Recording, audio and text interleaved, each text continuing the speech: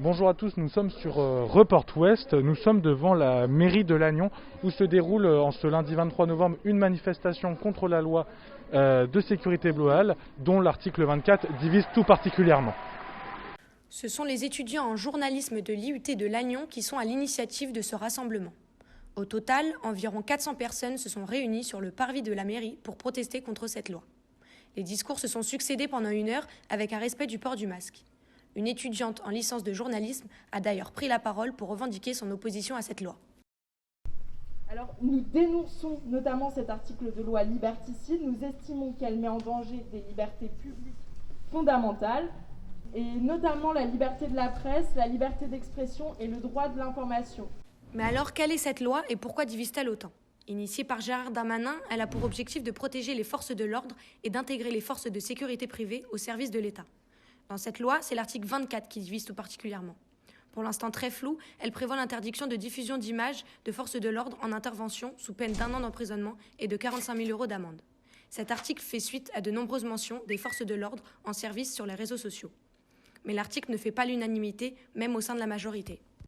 Nombre de syndicats et d'associations étaient également présentes, comme notamment Amnesty Lannion, le syndicat solidaire 22 ou encore la France Insoumise. Le cofondateur de l'événement et membre du syndicat Solidaire 22 se réjouit que la relève soit assurée.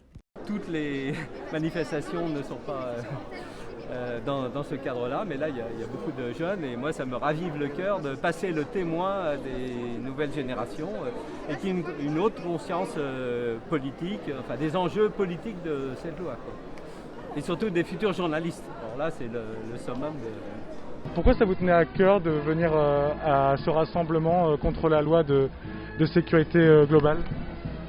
Ça me paraît assez évident parce qu'en fait je suis journaliste de profession et enseignant en journalisme, donc ça paraît évident que face à une loi comme celle-ci qui met vraiment en danger la liberté de la presse, pour moi c'était une évidence que de venir et de profiter aussi du fait que des étudiants de Lannion ont organisé cette manifestation, donc ça je trouve ça vraiment très très bien qu'il y ait aussi un point d'ancrage à Lannion où il y a une école, c'est quand même très très bien. Si la loi est vraiment appliquée et puis il y a beaucoup de flou aussi, ça veut dire qu'on ne peut plus faire notre travail alors qu'on est sur des espaces publics.